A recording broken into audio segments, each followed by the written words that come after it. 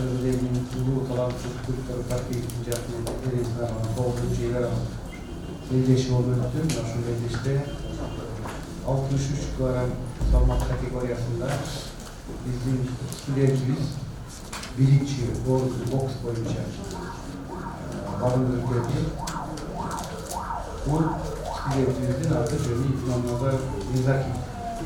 Birinci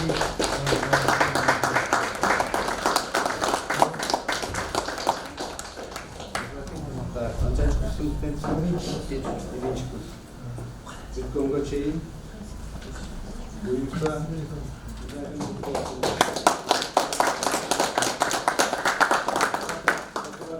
Мен Кыргыз Өзбек университетте биринчи курс болуп окуйм.